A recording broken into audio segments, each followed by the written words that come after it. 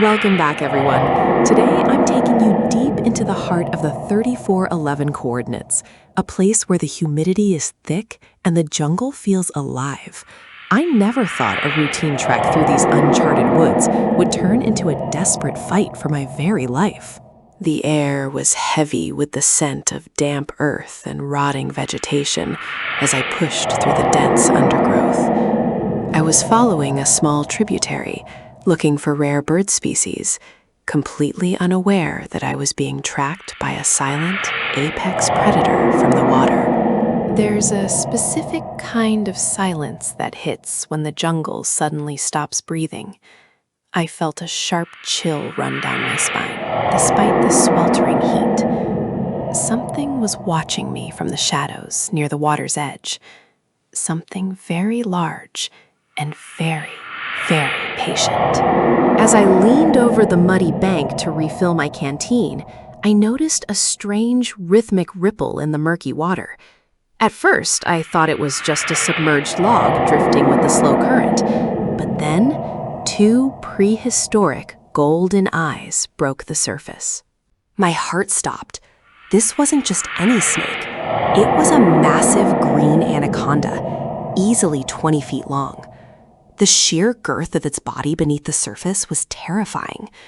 I was standing less than 5 feet away from a literal man-eater that could crush me instantly.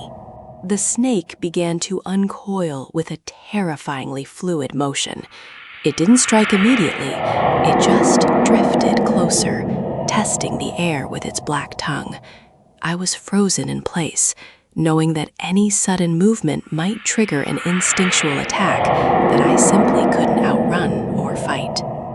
Slowly, I began to back away, keeping my eyes locked on those cold reptilian pupils. But the mud was slick and unstable, and my boot slipped.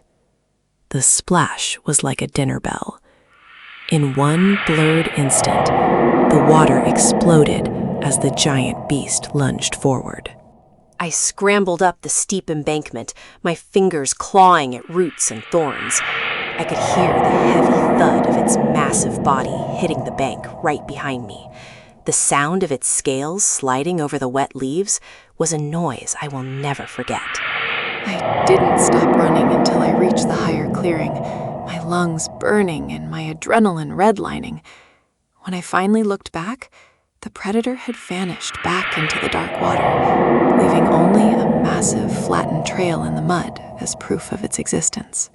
Sitting there, shaking, I realized how close I had come to being a permanent part of the 3411 ecosystem. Nature is incredibly beautiful, yes, but it is also brutal and demands total respect. One wrong step or one moment of distraction is all it takes. I'm sharing this story today not to scare you away from the outdoors, but to remind you to always stay alert when exploring the wild. The Amazon doesn't care about your plans or your gear. It only cares about the food chain and survival. I hope you enjoyed this intense journey with me today. It was a wake-up call I'll carry for the rest of my life. If you want to see more of these raw encounters, don't forget to like and subscribe for more updates. Stay safe out there.